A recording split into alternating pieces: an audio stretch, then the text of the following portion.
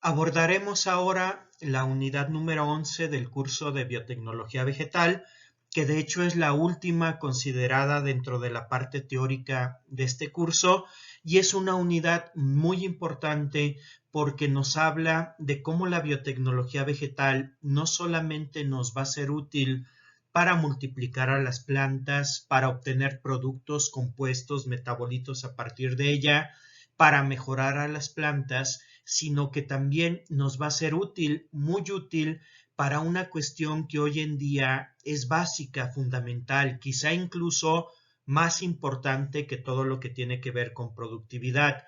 Y esta cuestión es la conservación de las especies, la conservación de las variedades, el evitar la pérdida de la biodiversidad. La pérdida de la biodiversidad pues es uno de los más grandes problemas que tenemos ahora, quizá junto con la cuestión del cambio climático, esta pérdida de biodiversidad, pues son cuestiones que nos van a llevar a una crisis muy, muy grave si no las atendemos, si no resolvemos esa situación.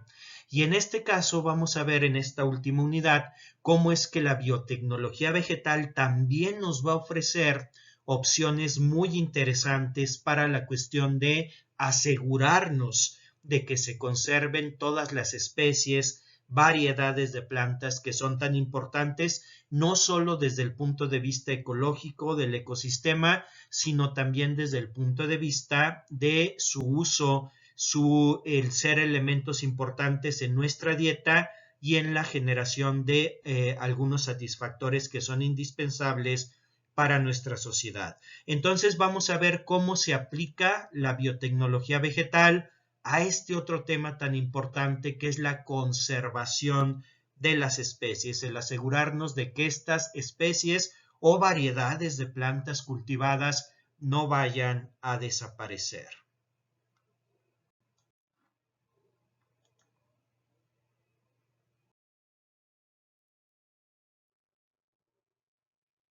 Bueno, cuando hablamos desde el punto de vista de la conservación, de la biodiversidad, sobre todo refiriéndonos a plantas, pues hay que considerar la gran importancia que las especies vegetales, también llamados recursos genéticos, germoplasma vegetal, biodiversidad vegetal, la gran importancia que todos estos elementos pues tienen para nosotros.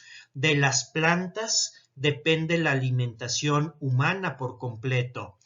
Seguramente ustedes saben que una buena parte de los alimentos que consumimos viene de las plantas, directamente de las plantas, y la otra parte viene de animales, los productos de origen animal, pero hay que recordar que estos animales también son alimentados con plantas. Entonces no es más que una forma indirecta de aprovechar los beneficios que nos otorgan las plantas. Quizá de lo que consumimos en nuestra dieta, pues lo único que no viene de las plantas, pues es la sal con la que condimentamos o algunos otros alimentos que tienen un origen en microorganismos, por ejemplo, el yogur, etcétera, o que tienen un origen en hongos que no son propiamente plantas, pero en realidad todo lo demás que consumimos viene directamente de las plantas. Sin embargo, además de alimentos, las plantas nos van a dar infinidad de materiales para la construcción, madera, por mencionar uno, materiales para fabricar ropa como las fibras de origen vegetal, el algodón, el lino, las fibras que se obtienen del agave, del enequén, sisal, lechuguilla, etcétera. Las plantas también nos van a proporcionar combustibles de manera directa como la leña, como el carbón vegetal, que aunque bueno, no son muy apropiados usarlos por cuestiones medioambientales, pues en muchas comunidades son fundamentales, o combustibles, por ejemplo, todo el petróleo y sus derivados, pues hay que recordar que en realidad no son más que los restos de plantas que vivieron hace millones de años. Las plantas también nos van a dar medicinas, las plantas son fundamentales y mucho más en esta época para regular el clima. Hay que recordar que las plantas regulan los ciclos hídricos, permiten que se mantenga este ciclo de lluvias y lluvias y lluvias en un lugar, al permitir que el agua se evapore rápidamente, regrese a la atmósfera y por lo tanto pueda regresar a la tierra en forma de lluvia. Además de esto, pues hemos oído, seguramente sabemos muy bien, la cuestión de las plantas en cuanto a su función como filtros vivos que quitan o eliminan el CO2, el dióxido de carbono del medio ambiente, lo convierten en biomasa y de esta forma son nuestras principales, quizá únicas aliadas que tenemos para combatir este problema de la acumulación de CO2 que nos va a derivar pues en el ya conocido por todos, por todas, cambio climático. Entonces las plantas son fundamentales en muchos aspectos para nuestra vida, la vida humana y la vida en el planeta en general. Por eso las plantas se consideran un patrimonio de la humanidad, todas las especies vegetales o recursos genéticos, germoplasma vegetal, biodiversidad vegetal, como le queramos llamar, pues no son más que un recurso y un patrimonio fundamental de la humanidad.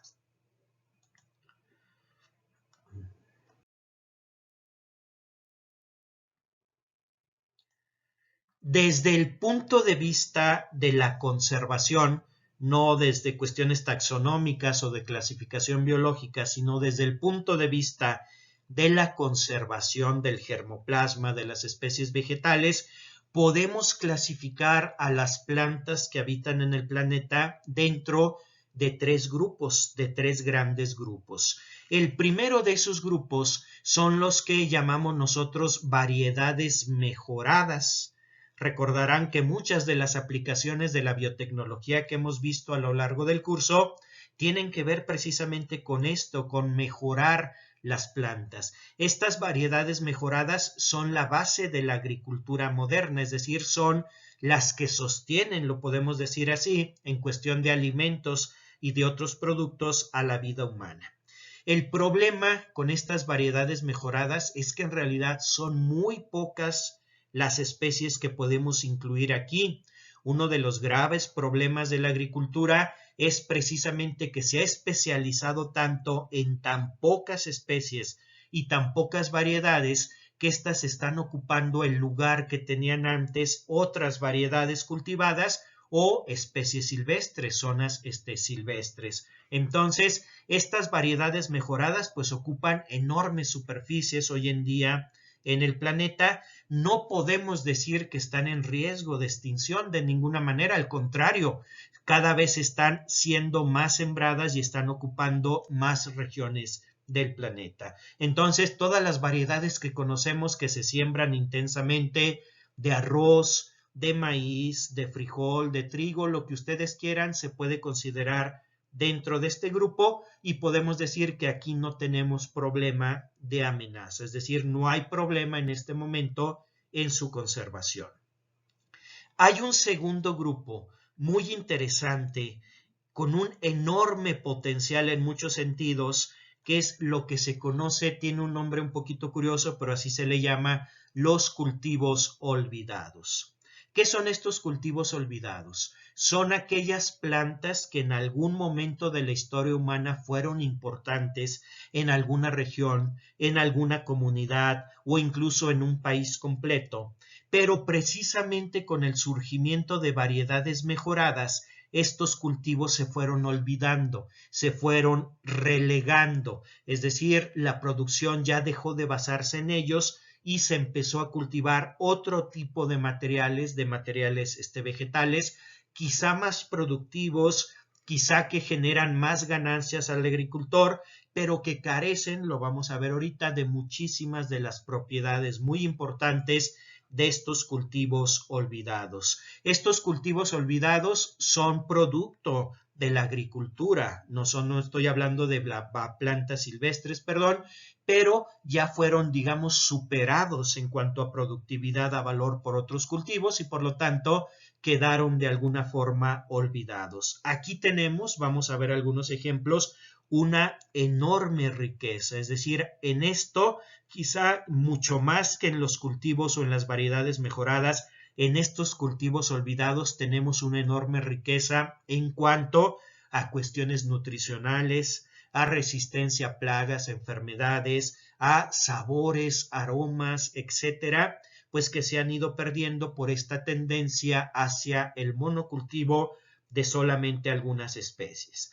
Precisamente en el fondo de esta diapositiva tenemos un ejemplo de un cultivo que por mucho tiempo estuvo en esta categoría, un cultivo olvidado, el amaranto, que es un cultivo, una de las plantas más valiosas desde todos los puntos de vista que tenemos aquí en México y que por razones, en este caso fueron razones ideológicas de parte de los conquistadores, se dejó de cultivar, se eliminó su cultivo. Afortunadamente, algunos campesinos fueron tercos, lo siguieron cuidando, lo siguieron cultivando y actualmente pues hay un nuevo auge de este cultivo por la enorme importancia que tiene, pero durante mucho tiempo pues permaneció literalmente olvidado el amaranto que tantas propiedades tiene. Como este hay muchísimos ejemplos en todo el mundo de cultivos que pertenecen a esta categoría.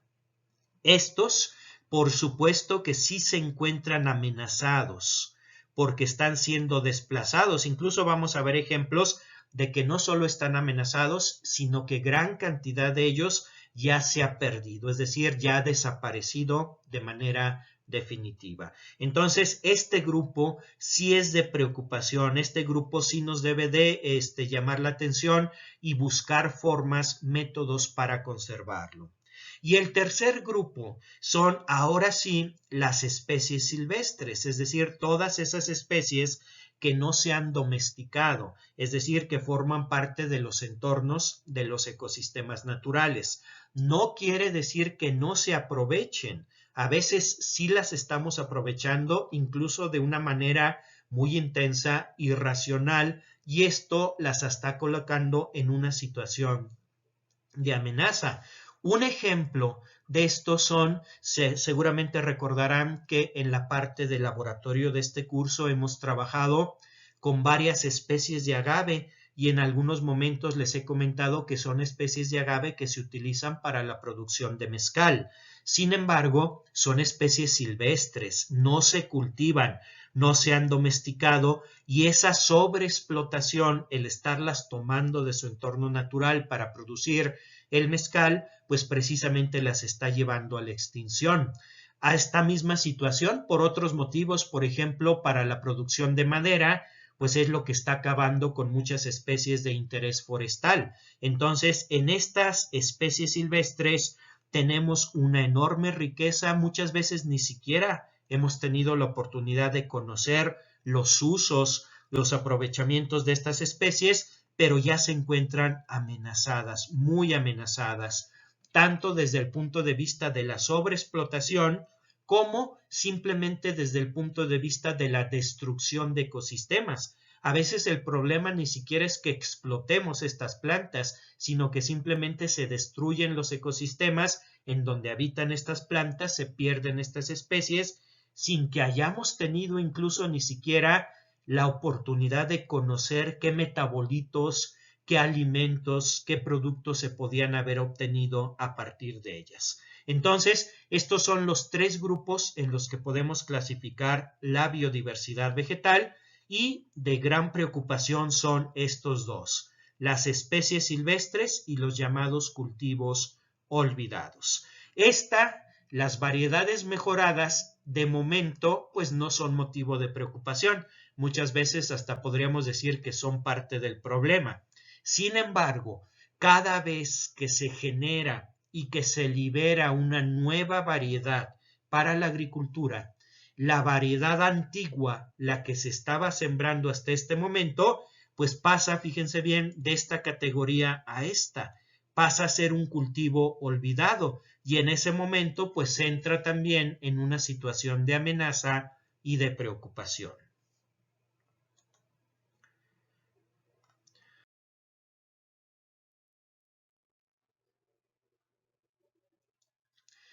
Algunos ejemplos nada más, quizá no sean muy conocidos, familiares para nosotros, porque son de América del Sur, de la zona de la cordillera de los Andes, sobre todo de Perú, Ecuador. Son muchos cultivos que en este momento son cultivos que prácticamente están olvidados, se explotan muy poco, se producen muy poco, es decir, ya no forman parte del acervo alimenticio o alimentario de la humanidad.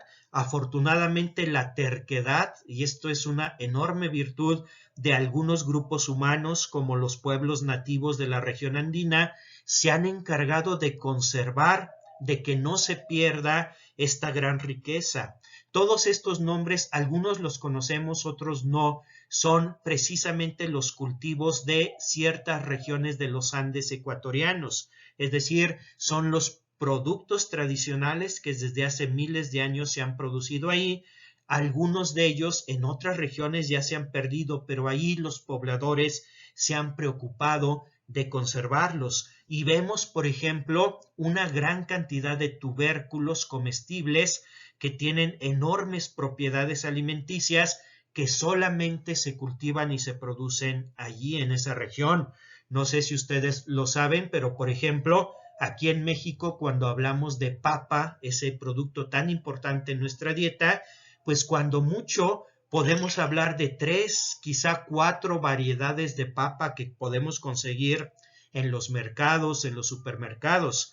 Sin embargo, en estas regiones se consiguen 40, 50 tipos de papa diferente, de diferentes colores, moradas, rojas, rosas, amarillas, verdes, el color que ustedes quieran, de diferentes sabores, de diferentes propiedades desde el punto de vista alimenticio, es decir, hay una enorme diversidad en cuanto a este cultivo. Sin embargo, hoy en día todos estos tipos de papas pues son cultivos olvidados. Y bueno, otro dato curioso con estos cultivos que se han cultivado por milenios en esta región, es que seguramente ustedes han escuchado esto recientemente, pues personas han, entre comillas, redescubierto algunos de estos cultivos y ahora incluso los venden como alimentos milagrosos a precios 10, 20 o 30 veces superiores a su valor real y se atribuyen a sí mismos el haber descubierto un superalimento, siendo que son alimentos que se han consumido desde hace muchísimo tiempo por estas poblaciones que conocen perfectamente sus propiedades. Sin embargo, como son alimentos muy restringidos, pues para nosotros quizá el que nos hablen de alimentos como la maca o la quinoa o algunos otros que nos venden carísimos por sus propiedades alimenticias, pues para nosotros es algo nuevo, pero en realidad este tipo de alimentos se han estado cultivando durante muchísimo tiempo, pero como pertenecen a este grupo de los cultivos olvidados, pues precisamente tenemos el riesgo de que desaparezcan y la poca accesibilidad que tenemos a ellos fuera de la región en donde se producen.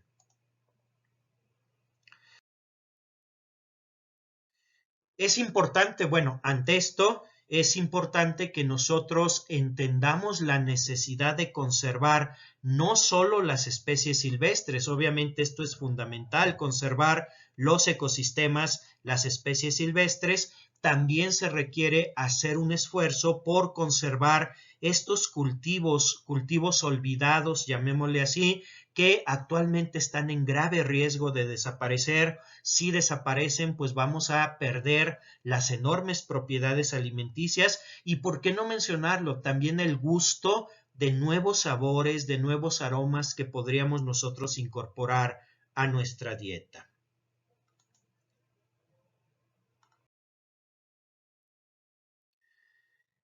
Este que les comenté, el caso de los cultivos olvidados en la región andina, pues podemos decir que es un caso relativamente de éxito, porque si bien se cultivan en muy poquitas regiones, los pobladores de esas regiones están empeñados en conservarlos. No va a haber un problema a largo plazo en cuanto a su conservación.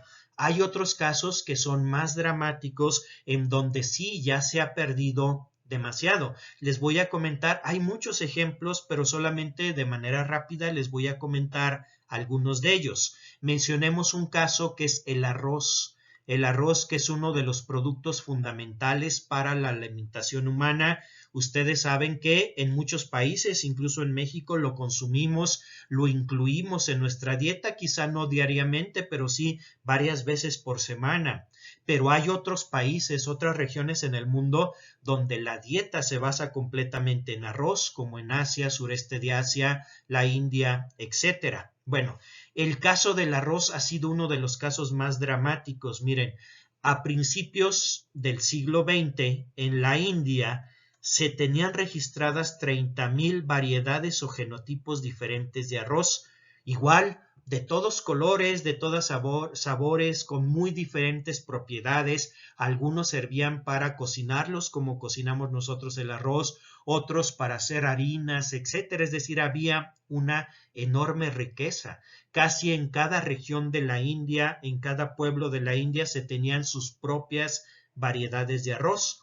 Sin embargo, con la colonización inglesa de la India, pues los colonizadores, pues siguiendo el único interés que tiene todo colonizador, que es el económico, lo que hicieron fue eliminar todos esos genotipos, escoger únicamente 50, los que ellos, de acuerdo a su criterio, consideraron más adecuados, y todos los demás se dejaron perder, es decir, se dejaron de cultivar. Entonces, de tener una riqueza de 30,000 tipos de arroz, se quedaron con una riqueza, entre comillas, de 50 nada más. Y se perdió con eso no solo las características alimenticias que tenían estos tipos de arroz, que ya no existen, sino que se perdieron, por ejemplo, genes de resistencia a plagas, genes de resistencia a enfermedades, es decir, miles de posibilidades que nos podrían haber dado estos genotipos perdidos para el mejoramiento de las variedades actuales de arroz. Y estos ya se perdieron, es decir, ya están extintos, ya no se van a poder recuperar de ninguna manera. Otros ejemplos, en Turquía, algo muy similar, existían 100 variedades diferentes de betabel. Para nosotros el betabel pues es una verdura que a veces no es muy común, a veces incluimos en la dieta, pero recuerden ustedes que en Europa, en Asia, el betabel no solo se usa como verdura, sino que una variedad de betabel, la remolacha, es de donde se extrae el azúcar que aquí nosotros extraemos de la caña de azúcar, pues en otras regiones se extrae de esta planta, precisamente por eso es tan importante. Entonces, en Turquía se tenían 100 variedades, tipos diferentes de esta planta, pero hoy en día solamente se cultiva uno, es decir, de 100 se pasó a uno, y ese uno ni siquiera era una variedad turca, sino fue una variedad que se importó de Alemania. Entonces, de hecho, las 100 variedades, los 100 tipos de betabel que había en Turquía ya no existen. Ahora solamente se cultiva la variedad alemana, que fue obviamente desarrollada con los intereses alemanes, es decir, no se desarrolló realmente para Turquía. En Grecia, que es uno de los lugares donde se originó el trigo, otro de los cultivos tan importantes para la humanidad en general, pues ya se perdió el 95% de las variedades originales de trigo, solamente se quedaron unas cuantas variedades mejoradas y toda esa riqueza ya se perdió. En Sudáfrica, en África, el cereal quizá más importante es el sorgo. El sorgo es el cereal que más se cultiva, bueno, más se cultivaba, actualmente ya se cultivan muchos otros que no son africanos, pero es el cereal, digamos, distintivo de África. Y en el caso de Sudáfrica, ya se perdieron todas las variedades nativas de sorgo y solamente se cultiva una desarrollada en Texas. Fíjense, Texas, pues nada que ver con la idiosincrasia, con el clima, con nada de Sudáfrica, y sin embargo se prefirió traer una variedad de Texas simplemente porque deja más dinero al agricultor y se permitió que se perdieran todas las variedades locales. Algo muy similar estaba ocurriendo aquí con nosotros en Latinoamérica con el maíz.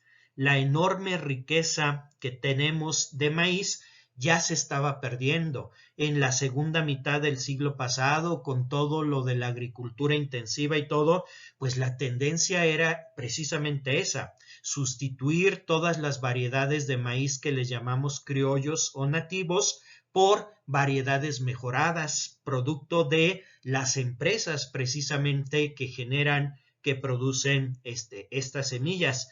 Afortunadamente, en el caso de México y de otros países de América Latina, se reaccionó a tiempo. Ahora sí que la población pusimos de alguna manera un alto a esta tendencia y se logró la conservación y en muchos casos la recuperación de los maíces nativos, los maíces criollos.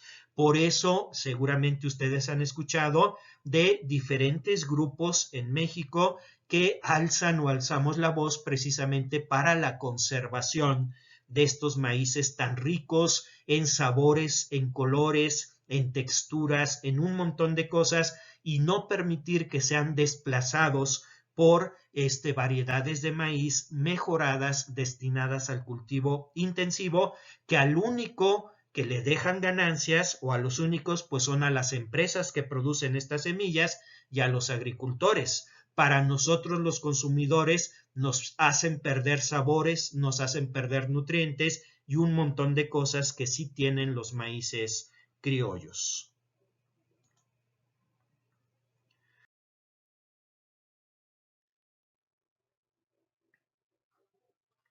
Bueno, aquí podemos ver algunos de los productos precisamente de esos esfuerzos que se han hecho ya desde hace un tiempo y que se siguen manteniendo y de esta manera afortunadamente ya nosotros en México conocemos de manera muy precisa toda la biodiversidad que tenemos de maíces, sabemos qué características tienen todos estos maíces nativos o maíces criollos, hay programas muy importantes para su conservación y en muchas regiones del país, por ejemplo, cuando vamos nosotros a comer, aquí en Aguascalientes no se acostumbra desafortunadamente, pero cuando vamos a otros lugares, por poner un ejemplo, Oaxaca, Hidalgo, Tlaxcala, Puebla, pues cuando vamos a un restaurante ya no solo nos preguntan qué queremos comer o qué vamos a consumir, sino nos preguntan, por ejemplo, si queremos nuestras tortillas de maíz blanco, amarillo, negro, rojo, y eso es parte de la enorme riqueza, porque cada uno de esos maíces tiene sabores,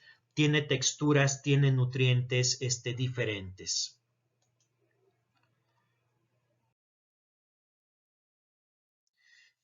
Otra característica importante del maíz, seguramente han escuchado de esto, el maíz se deriva o se derivó de una plantita silvestre que no se parece mucho al maíz, que es el teocintle.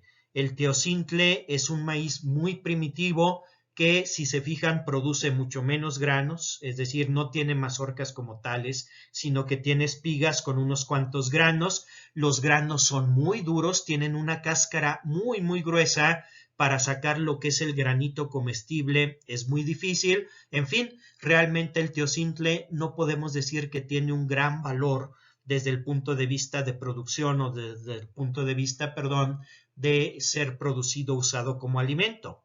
Sin embargo, el maíz, a través de una serie de mutaciones que apenas se están estudiando desde un punto de vista ya genómico molecular, el maíz fue cambiando con una ayuda, por supuesto, de nuestros antepasados que fueron seleccionando y a partir del teocintle se generó o se generaron las variedades primitivas de maíz y a partir de ellas pues se generó toda la diversidad de maíces criollos que tenemos actualmente aquí en México y en Latinoamérica, Mesoamérica en general. Bueno, esto es una historia muy interesante, cómo es que el maíz se generó a partir de esta plantita que es el teocintle. Sin embargo, hay un detalle también muy interesante.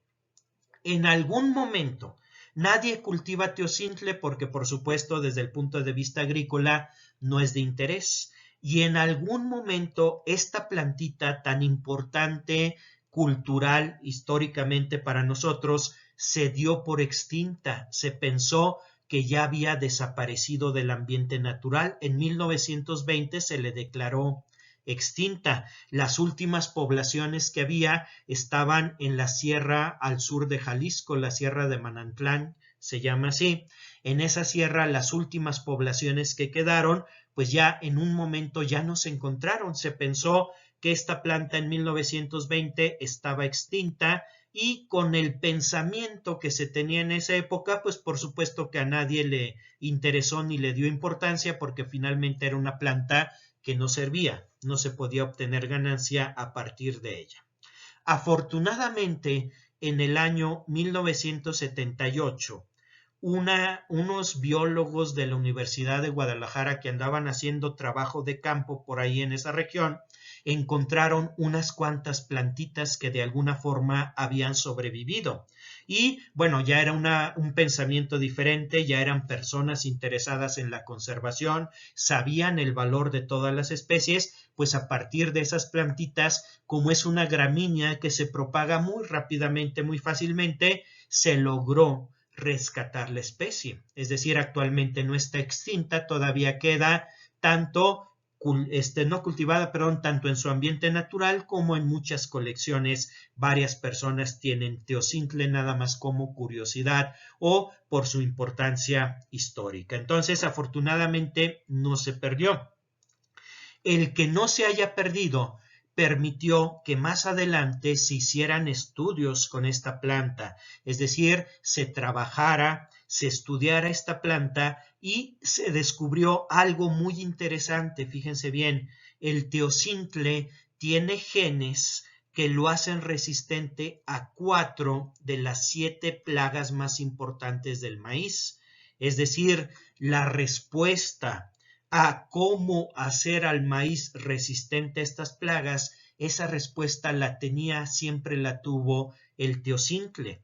Actualmente ya hay muchos trabajos en donde estos mecanismos de resistencia se transfieren precisamente al maíz en programas de mejoramiento. Sin embargo, si se hubiera concretado esto de la extinción del teocintle, si se hubiera perdido, pues habríamos perdido la posibilidad de utilizar estos genes de resistencia en beneficio del maíz. Por supuesto, hoy en día tampoco vamos a cultivar teocintle, sigue siendo una especie con muy pocas posibilidades de explotación, pero sí podemos aprovechar al teocintle en los programas de mejoramiento del maíz. Es un ejemplo de por qué es tan importante la conservación, aunque pensemos que una planta no tiene valor, lo cual es falso, pero aunque pensemos que no tiene valor, realmente no sabemos en un futuro si se le puede encontrar alguna aplicación o simplemente no a la planta, sino a genes que la planta posea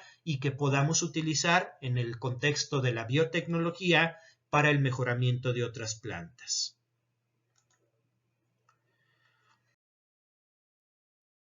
Bueno, hay muchos otros casos que tenemos en México la fortuna de contar con una gran biodiversidad. Por ejemplo, está el caso de todas las variedades silvestres y cultivadas de Chile, que afortunadamente también se están haciendo esfuerzos muy importantes por conservar esta riqueza.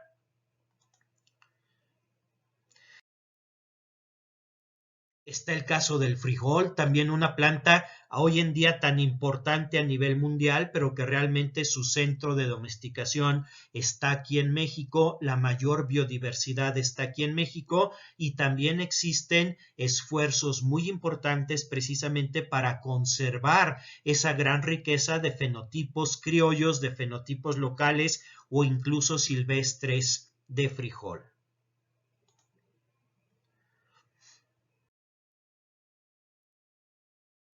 Bueno, ya más o menos con esto definimos cuál es la situación, cuál es el problema, cuál es la gran necesidad de conservar los recursos vegetales, es decir, de no permitir que sigan desapareciendo tanto especies silvestres como estas especies cultivadas, pero que ahora actualmente pues ya están, digámoslo así, olvidadas. ¿Cómo se va a hacer la conservación? O sea, ¿qué estrategias o estrategia existe para hacer la conservación de estos recursos?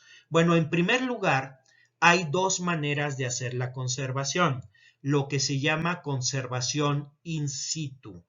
Conservación in situ quiere decir conservar las especies, los cultivos olvidados en su región de origen. Es decir, no tanto conservar la especie en sí, sino conservar los ecosistemas completos o conservar, en el caso de los cultivos olvidados, conservar las costumbres de aquellos pueblos que los conservan y los cultivan. Entonces, conservar in situ quiere decir que permanezcan en su lugar, en donde deben de estar.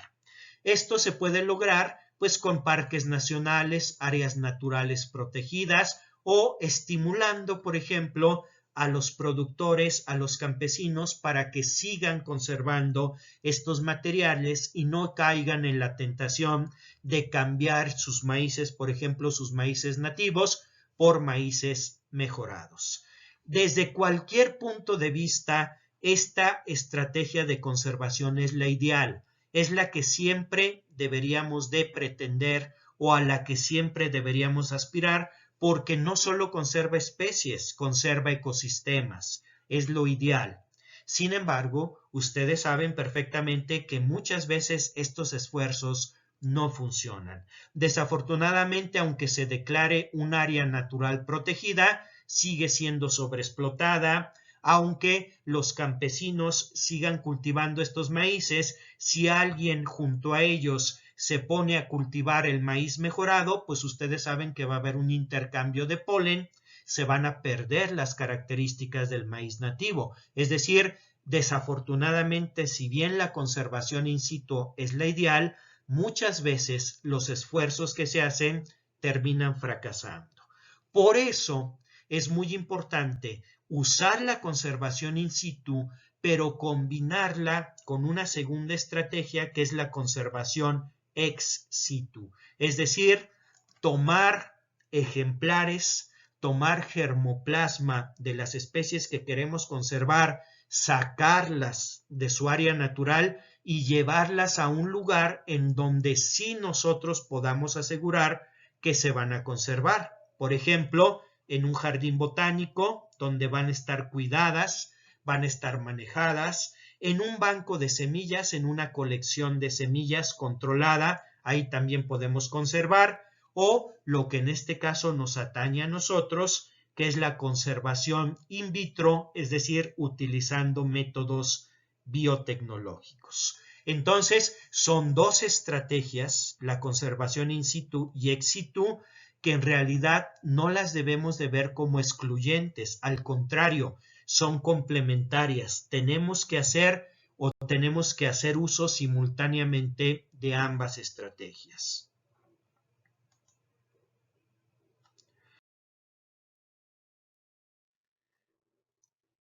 Bueno, ¿cómo es la conservación por métodos biotecnológicos? Es decir, ¿qué tendríamos que hacer nosotros haciendo uso de la biotecnología para contribuir a la conservación tanto de especies silvestres como de lo que nosotros aquí hemos estado llamando cultivos olvidados? Bueno, existen tres caminos para hacerlo.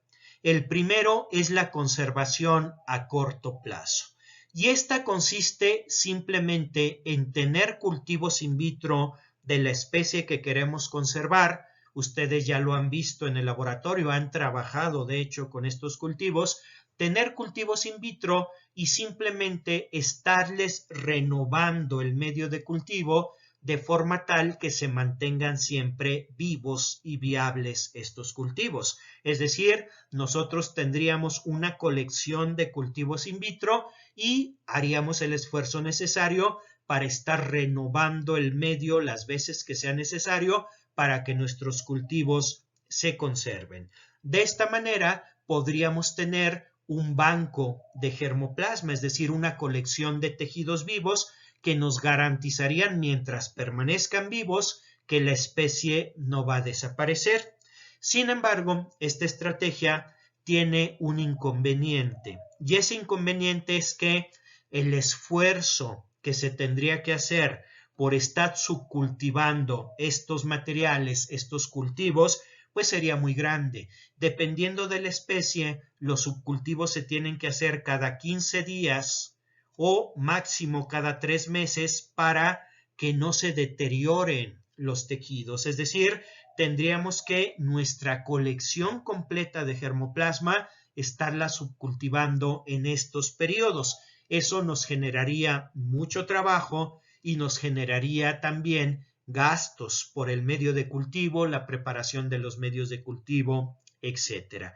Por lo tanto, esta estrategia, si bien se puede utilizar, no es la más adecuada. Si lo que queremos es conservar germoplasma, debemos de buscar alguna de las otras dos estrategias.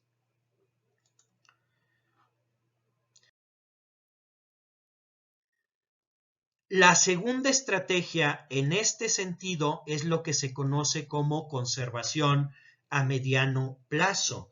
También se conoce como almacenamiento en condiciones de crecimiento mínimo o crecimiento retardado. ¿En qué consiste? Fíjense, es realmente sencillo entender el concepto. Normalmente, cuando lo que nosotros queremos es multiplicar una planta, lo que buscamos es un medio de cultivo en donde nuestra planta se desarrolle lo más rápido posible, donde genere biomasa lo más rápido posible. Así, de esa forma, lo más rápido posible voy a poder propagar esa planta y obtener mis nuevas plantas. Cuando yo quiero conservar germoplasma, lo que tengo que hacer, fíjense bien, es exactamente lo contrario. Buscar un medio y unas condiciones de cultivo tales que mantengan viva mi planta, pero prácticamente sin crecer, sin generar biomasa. Por eso se llama crecimiento mínimo o crecimiento retardado. ¿Cuál es la intención? Si mis tejidos que tengo in vitro no están creciendo, pues tampoco van a agotar el medio de cultivo. Y si no agotan el medio de cultivo, en lugar de cultivarlos o subcultivarlos cada 2 o 3 meses, pues los voy a poder cultivar cada 9, 10 meses o cada año. Y de esa manera, el esfuerzo, el gasto que voy a hacer para conservar estos materiales, pues va a ser mucho menor. Entonces, esta estrategia simplemente consiste en colocar en un entorno a los tejidos, en un entorno donde no se mueran, por supuesto, deben de permanecer viables, pero en donde prácticamente no crezcan. De esta manera, nos ahorramos esos cambios de medio frecuentes. Ahora, ¿qué tendríamos que hacer para hacer eso? Bueno, para cada especie de planta tendríamos que investigar cuáles serían estas condiciones, pero las estrategias más importantes pues son simplemente, por ejemplo, bajarles la temperatura. El desarrollo normal de las plantas in vitro ocurre alrededor de los 25 grados centígrados.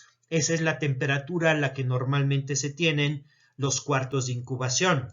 Yo puedo bajar la temperatura, por ejemplo, alrededor de 10 grados centígrados. A 10 grados centígrados, pues todavía no hay peligro de que se me mueran, de que se me congelen, pero a esa temperatura el metabolismo se hace mucho más lento. Y al hacerse más lento, por supuesto que el crecimiento y la generación de biomasa se van a hacer también más lentos. Entonces, una estrategia es simplemente incubar a bajas temperaturas mis cultivos. Otra estrategia es utilizar medios pobres o medios diluidos, es decir, podemos escoger un medio que por naturaleza sea pobre en nutrientes o podemos escoger el medio MS, que ya sabemos que es muy rico en nutrientes, pero diluirlo, utilizarlo a la mitad o incluso a la tercera parte de su concentración normal. De esa manera, en medios pobres en nutrientes voy a detener también el desarrollo. Otra estrategia, que es la más sencilla quizá, y es la que utilizamos nosotros allí en el laboratorio que ustedes conocen, es la utilización de agentes osmóticos. ¿Qué son agentes osmóticos? Son solutos que se colocan en el medio de cultivo, disminuyen el potencial osmótico del medio de cultivo y por lo tanto hacen que el agua ya no fluya fácilmente del medio hacia el tejido, es decir, reducen la disponibilidad de agua en el medio de cultivo, los tejidos están sometidos a una situación artificial de sequía, pero son compuestos que no son metabolizados por el tejido, es decir, no van a afectar nada desde el punto de vista nutricional, tampoco van a ser tóxicos para el tejido. ¿Qué tipo de compuestos podemos usar? Por ejemplo, manitol o sorbitol, que son compuestos que tienen una función osmótica importante, pero que no son metabolizados por el tejido, tampoco son tóxicos para el tejido, y lo único que vamos a hacer al agregarlos es reducir la disponibilidad de agua en el medio de cultivo, y al estar en una situación de estrés por falta de agua, el tejido se va a desarrollar muy lentamente, es decir, vamos a lograr esta condición de crecimiento mínimo o crecimiento retardado. Todos los tejidos que han utilizado ustedes para las prácticas, los que yo les proporciono, vienen precisamente de un banco de germoplasma en donde se conservan precisamente en estas condiciones. Otra estrategia que no es muy adecuada porque estos compuestos sí pueden ser tóxicos, es añadirle al medio inhibidores del crecimiento.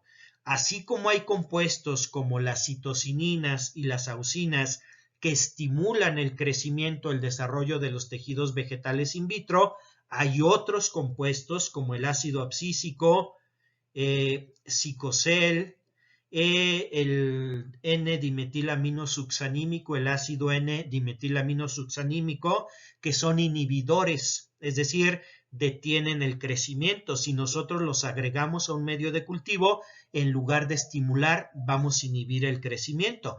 Con esto podríamos lograr las condiciones de crecimiento mínimo. Sin embargo, no es la estrategia más recomendable porque también tienen efectos tóxicos. A diferencia del manitol o sorbitol, que no causan ningún daño, estos, si los ponemos en exceso, se nos pasa un poquito la dosis, van a terminar matando al tejido.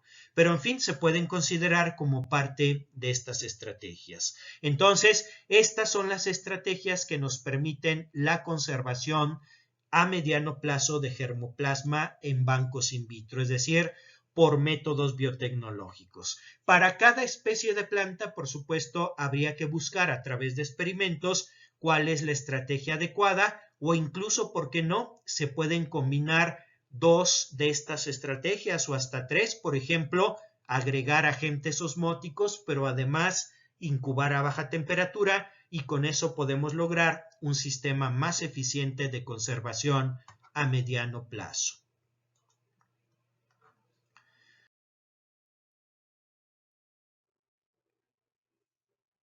La última estrategia es la conservación a largo plazo. La conservación a largo plazo también se denomina criopreservación y consiste, como lo dice este último nombre, literalmente en congelar a los tejidos, así como se hace con células animales, por ejemplo, células madre con el cordón umbilical, con semen que se congelan a temperatura de nitrógeno líquido, es decir, menos 196 grados centígrados, y de esa manera se pueden conservar por tiempo indefinido y pueden mantenerse viables cuando sean descongelados. Esto sería el equivalente en las plantas, congelar tejidos vegetales. ¿Congelar a qué temperatura? No en el congelador normal, obviamente, sino a temperatura de nitrógeno líquido, menos 196 grados centígrados. Sin embargo, en el caso de las células vegetales, esto es mucho más complejo que en las células animales. ¿Por qué? Porque la célula vegetal tiene una pared celular que, si la célula se congela, acuérdense que cualquier medio acuoso que se congela incrementa su volumen, es decir, incrementa su tamaño. Si el contenido de una célula vegetal se congela, se va a expandir, va a incrementar su volumen y va a romper la pared celular. Es decir, la pared celular se va a hacer pedazos, y cuando nosotros queramos revivir ese tejido, pues lo que vamos a ver es que no va a ser posible porque la pared celular ya no es viable. Entonces esto que les acabo de comentar, pues realmente impide que de manera rutinaria o de manera sencilla, como sí se puede hacer en el caso de células animales o incluso de otro origen, nosotros recurramos a la criopreservación en el caso de tejidos vegetales. Seguramente si ustedes revisan en la literatura, sí van a encontrar ejemplos exitosos. Se ha logrado la criopreservación, por ejemplo, de meristemos, de embriones somáticos o de algunos otros tipos de células vegetales con éxito. Sin embargo, esto no se ha desarrollado en la medida que se pudiera haber hecho precisamente por la gran dificultad que es congelar una célula vegetal y luego descongelarla sin que la formación de cristales de hielo nos lleven al rompimiento de la pared celular y por lo tanto a la pérdida de viabilidad de la célula.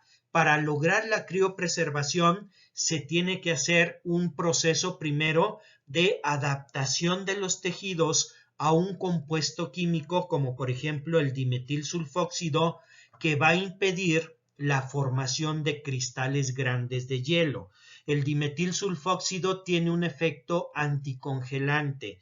No es que evite la congelación en sí, sino que reduce el punto de congelación y favorece que se produzcan cristales muy pequeños de hielo en lugar de cristales grandes. Entonces, nosotros si queremos hacer criopreservación de un tejido vegetal, tenemos primero que adaptar el tejido a la presencia de estos agentes que, valga decir, son sumamente tóxicos, es decir, no es algo sencillo porque son compuestos muy tóxicos.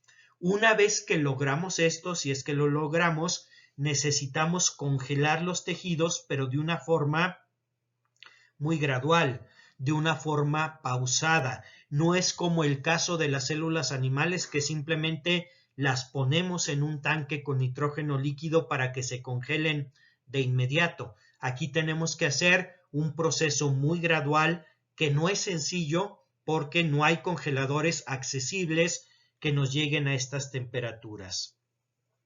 Luego, cuando hagamos la descongelación, tenemos que hacer lo mismo, es decir, la tenemos que hacer muy gradual, muy lentamente, precisamente para evitar que se vayan a formar durante ese proceso cristales de hielo de un tamaño mayor. Entonces, en resumen, si bien se ha logrado, se ha tenido éxito en la conservación a largo plazo o criopreservación de algunas especies vegetales, realmente hoy en día no es el método más utilizado precisamente porque se requiere de equipo muy sofisticado, sobre todo para hacer la congelación y la descongelación gradual y porque no se puede aplicar fácilmente a todos los tipos de tejidos vegetales. Entonces, aunque quizá esta sea la forma de conservación ideal porque nos permite conservar por tiempo indefinido sin necesidad de dar mantenimiento, sí es complicado de hacerse.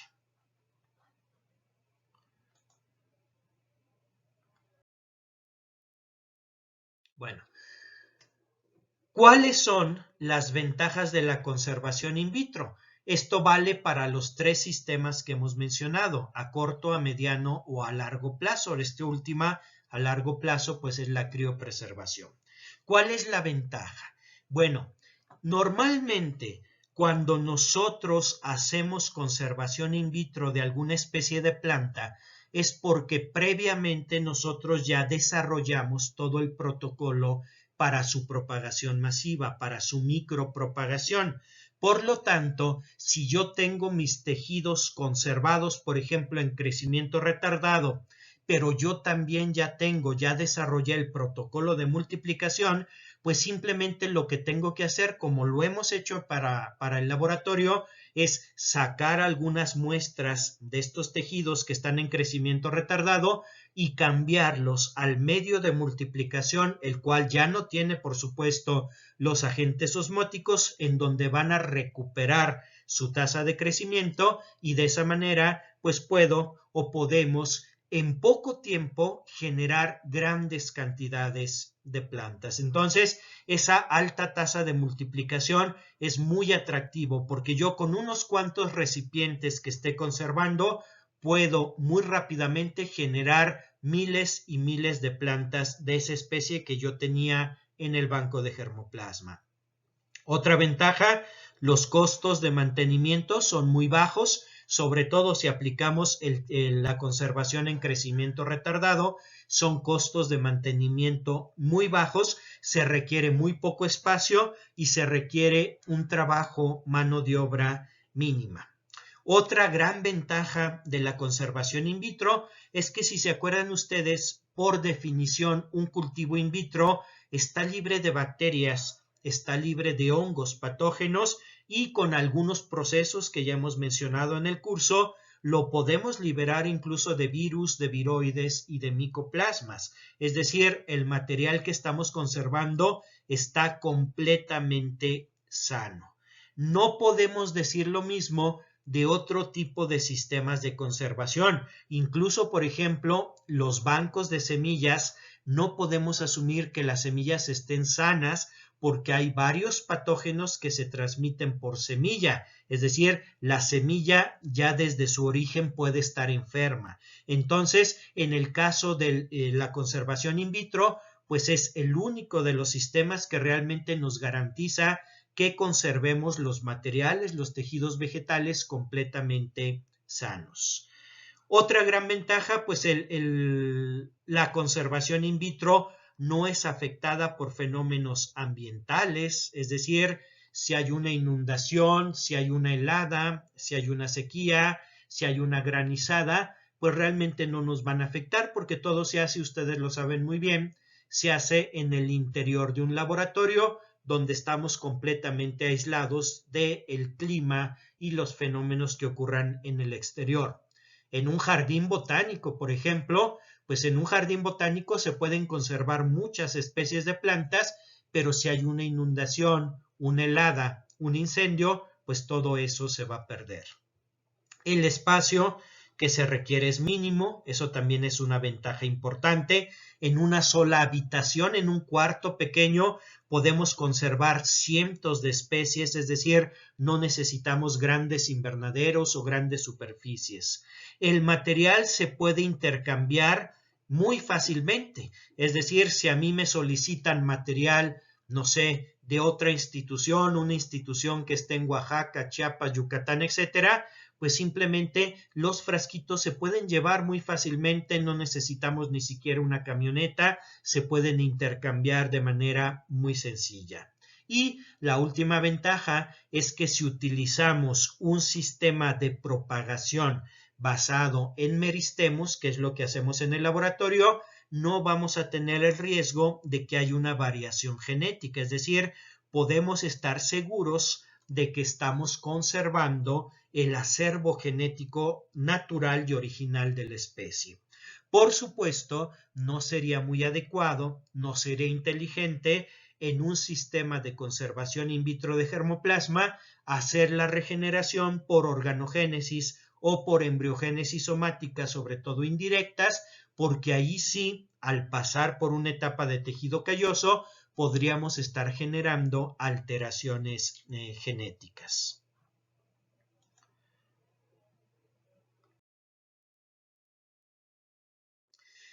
¿Qué desventajas tiene? Porque también hay desventajas.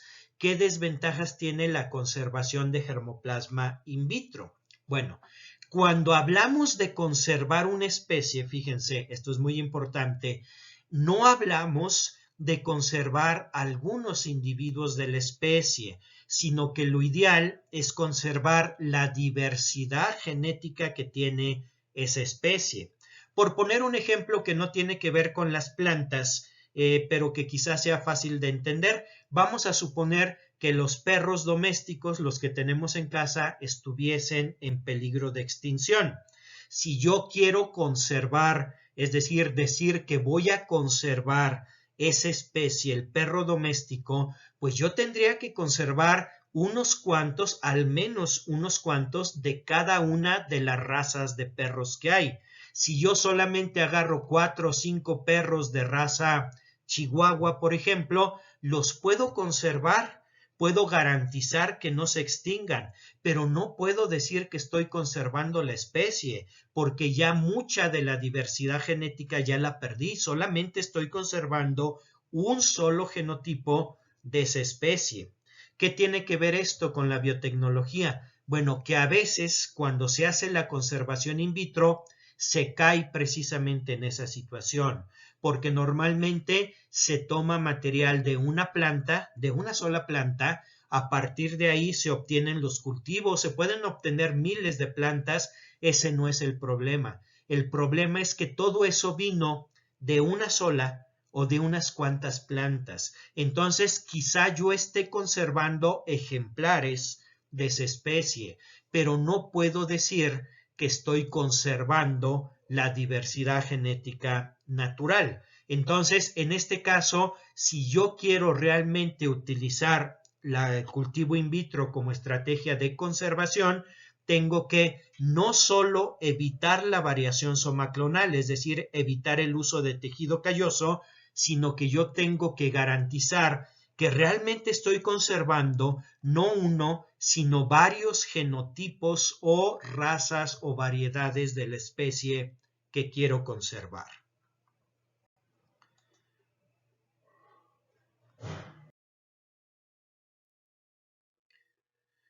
Para poder verificar esto, para poder monitorear esto, la biotecnología, otra rama de la biotecnología, también nos da herramientas muy importantes precisamente para verificar lo que les acabo de comentar. Primero, que no estemos generando variación no deseada, variación somaclonal.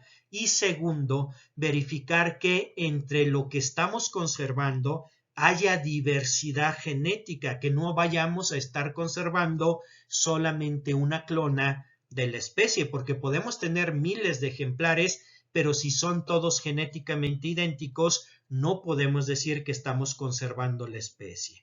Bueno, la herramienta ya no voy a hablar mucho de ella porque ya la han revisado o lo van a revisar en otras materias. La herramienta que se tiene para asegurarnos de verificar esto, pues son precisamente los marcadores moleculares, técnicas moleculares como, por ejemplo, el RFLP, los RAPs o RAPIDS, los microsatélites, la secuenciación, etcétera. Todas estas técnicas que pertenecen a la disciplina del diagnóstico molecular, de los marcadores moleculares, las podemos utilizar para verificar, primero, que estemos conservando sin introducir variación, y segundo, que estemos conservando no solo una, sino varias de las clonas o genotipos de una especie.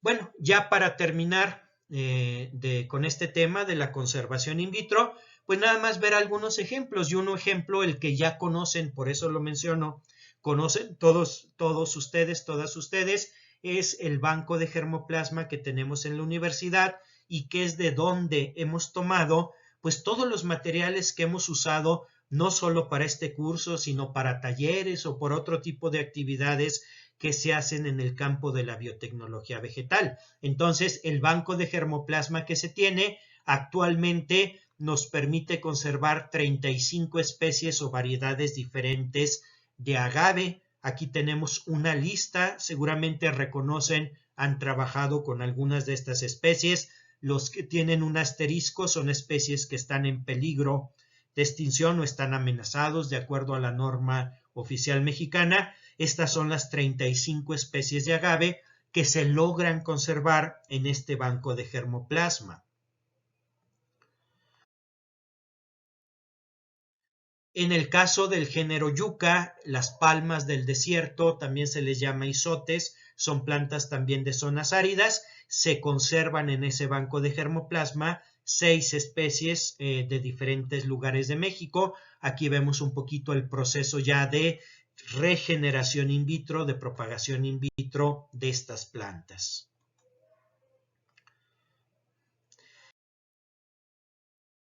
En el caso de las cactáceas, que también nos ha tocado trabajar con ellas en el laboratorio, en este caso son 159 especies o subespecies que se están conservando también en este banco de germoplasma.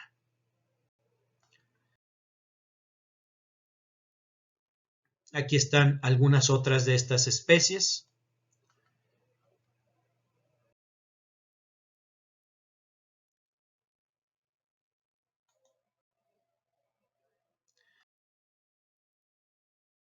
Y en el caso de otro grupo de plantas, también de zonas áridas, que son las nolináceas, a este grupo pertenecen estas plantas que son las patas de elefante, también los sotoles, algunas otras, las nolinas, que le dan nombre a este grupo, son plantas importantes en las zonas áridas de México, con un gran valor ornamental, y en el banco de germoplasma pues están conservando estas especies. Destacan, por ejemplo, 4 especies de Beucarnea, género Beucarnea, que son las patas de elefante, que son especies que están en muy grave peligro de extinción, precisamente porque son saqueadas del ambiente natural para ser utilizadas como plantas de ornato.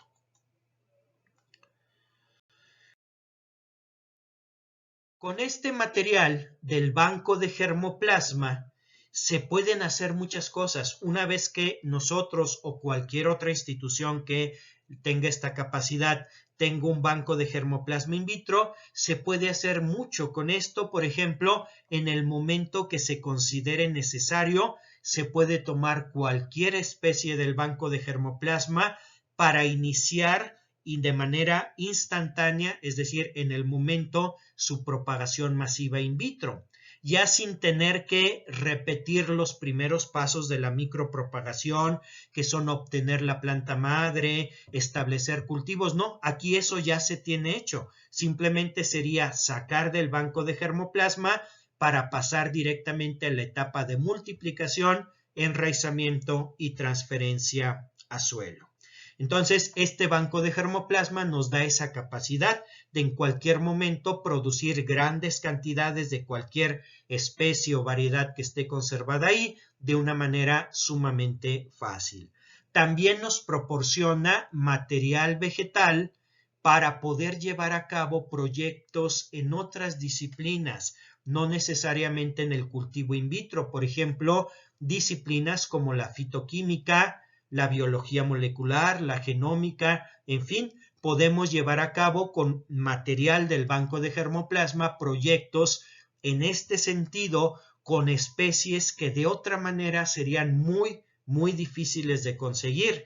Se tendría que obtener un permiso especial, ir a regiones muy lejanas del país para conseguir las especies, y en este caso pues ya las tenemos en el banco de germoplasma. Quien esté interesado en nuestra institución por trabajar con ellas, pues simplemente se le da el material y de inmediato puede iniciar sus proyectos en estas otras áreas del conocimiento.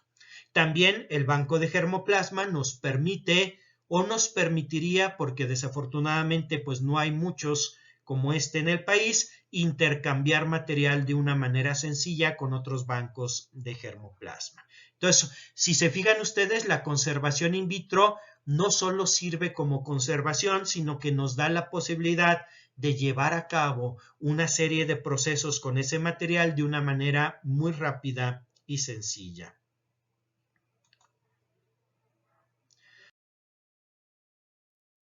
Bueno, además de lo que se hace aquí en la institución, obviamente en otros lugares del mundo se trabaja también con esta tecnología, la conservación in vitro de germoplasma vegetal, y aquí vemos algunas otras estrategias, como por ejemplo, aquí tenemos la conservación in vitro de esta planta, en donde lo que se hace, fíjense, es muy interesante. Primero, a través de técnicas de cultivo in vitro, como las que ustedes conocen y han realizado, se obtienen los brotecitos. Luego se toma el ápice, la puntita de los brotes, y esas puntitas de los brotes se encapsulan en capsulitas de alginato. Es decir, se ponen dentro de una cápsula de alginato. Obviamente no es una cápsula vacía, sino que está llena de medio de cultivo, el alginato, y además tiene el ápice. Si se fijan, cada capsulita lleva un ápice de un brotecito, y esas capsulitas se congelan se pueden congelar, se pueden guardar congeladas y luego ya se pueden sacar, se les ponen a una temperatura normal, se colocan en un medio de cultivo y al menos en esta especie fue posible que estas ápices, que estos explantes pequeñitos reiniciasen su crecimiento después de un tiempo considerable de ser conservadas, de ser guardadas. ¿Cómo se guardaban? Se guardaban precisamente encapsuladas en alginato. Entonces, este es un ejemplo de un sistema muy interesante desarrollado por estos autores precisamente para conservar germoplasma in vitro de esta especie. Aquí vemos otras partes del proceso. Fíjense, aquí tenemos cómo se generan muchos brotecitos. Lo que se utiliza es la puntita de los brotes muy pequeñitos de unos cuantos milímetros. Es lo que se coloca en la cápsula de alginato. Así se guardan. Se colocan a bajas temperaturas, se pueden guardar por mucho tiempo y cuando se colocan ya en la temperatura normal y se colocan en un frasco, en un medio de cultivo, estos ápices brotan, me forman las plantitas y yo puedo ya posteriormente enraizarlas, pasar a suelo y tener mis ejemplares de esta especie, que es una especie, como lo pueden ver en la fotografía, pues de un gran interés ornamental.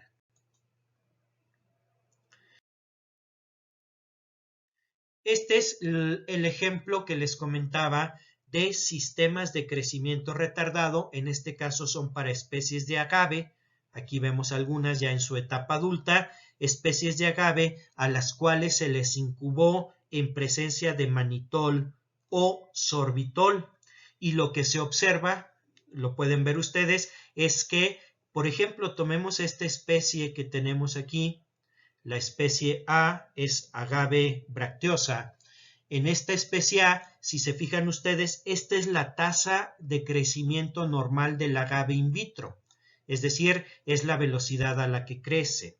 Sin embargo, estas de abajo son las tasas de crecimiento en presencia de sorbitol y en presencia de manitol. Aquí el más eficiente resultó el manitol. Si se fijan ustedes, en 75 días se incrementó en la biomasa de nuestros esplantes mucho menos que lo que se hubiera incrementado la biomasa en condiciones normales, es decir, en un medio que no tuviera el manitol. Y esto manteniendo los tejidos viables, vivos. En cuanto esos tejidos se toman, se sacan del medio que tiene el manitol o el sorbitol y se llevan a un medio ya normal, un medio de multiplicación, van a reiniciar su desarrollo normal. Entonces, esta estrategia con los agaves simplemente nos sirve para que su desarrollo sea más lento y nosotros poder esperar más tiempo antes de tener que subcultivarlos o renovarles su medio de cultivo.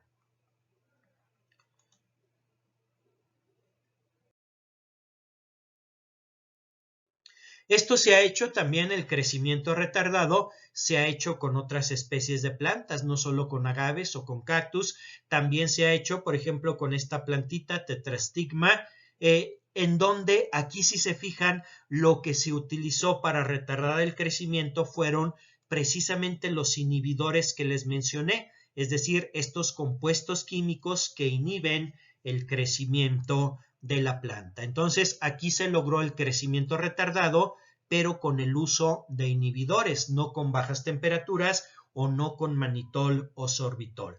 Y en este trabajo también se agregó lo que les comentaba, después de un tiempo de estar en contacto con los inhibidores en condiciones de crecimiento retardado, se regeneran plantas y a esas plantas se les hacen análisis de marcadores moleculares como este que podemos ver aquí de microsatélites, precisamente para verificar que este proceso de conservación in vitro no haya generado, dado que se utilizaron compuestos químicos que pueden ser mutágenos, no haya generado alguna variación indeseable, es decir, alguna alteración genética en las plantas conservadas.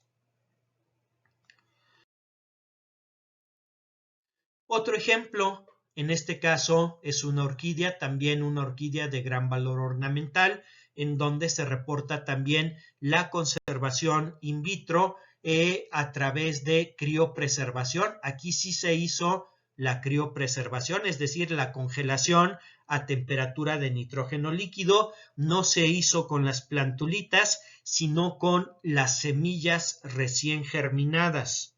En el caso de las orquídeas, solamente en las orquídeas, cuando una semilla germina, no produce directamente la planta, sino que la semilla produce un bulbillo que se llama protocormo.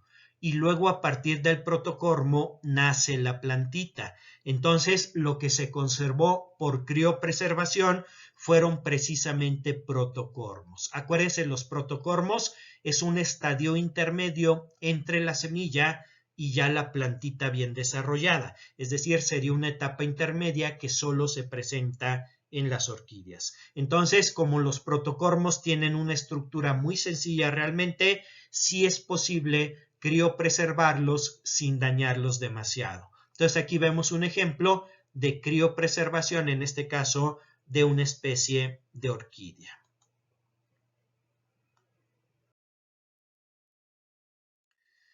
Y ya para terminar, vemos, esto es algo muy interesante porque este sí es un proyecto mucho más grande, un esfuerzo de criopreservación de variedades de vid, es decir, de uvas, sobre todo de aquellas que se utilizan o para hacer vino o como portainjertos. Y en este proyecto de criopreservación, lo que se utilizan son también o ápices, es decir, las puntas de los tallos, o fíjense, se hace la criopreservación de células embriogénicas, es decir, de células que vienen de un callo embriogénico y que se pueden cultivar ya sea en forma de callo o de suspensión. Se ha tenido un éxito importante en los dos campos, conservar ya sea ápices o células embriogénicas por criopreservación, y esto permite tener, fíjense bien, en un solo tanque de nitrógeno líquido se podrían estar criopreservando todas las variedades de uva que se utilizan para hacer vino en todo el mundo. Es decir, se podría tener un banco de germoplasma de toda la biodiversidad que hay de las uvas que se utilizan para vinificación en un espacio sumamente pequeño, porque realmente lo que se está conservando no son plantas completas, son simplemente ápices de unos cuantos milímetros o células embriogénicas. Es decir, en un espacio muy pequeño se puede, de hecho ya se tiene, se puede conservar prácticamente toda la biodiversidad que hay de la vid, al menos de la que se utiliza para elaborar vinos, haciendo uso de estas técnicas de conservación in vitro. Entonces, estos son algunos ejemplos nada más para que quede claro, para que ustedes entiendan cuál es la importancia, cuál es el valor de estos procesos o protocolos de conservación in vitro usando la biotecnología vegetal. Entonces, si se fijan, con esto redondeamos lo que hemos mencionado a lo largo de todo el curso. La biotecnología vegetal, en primera instancia, nos sirve para multiplicar plantas de una forma muy eficiente, pero también nos sirve para mejorar esas plantas, nos sirve para obtener productos a partir de esas plantas, productos químicos o incluso proteínas recombinantes, pero también la biotecnología vegetal es una herramienta muy importante para la conservación de todas estas especies, de todas estas variedades, garantizando así que no se vayan a extinguir, que no se vayan a perder, pues por el mal uso que se suele hacer de estos materiales.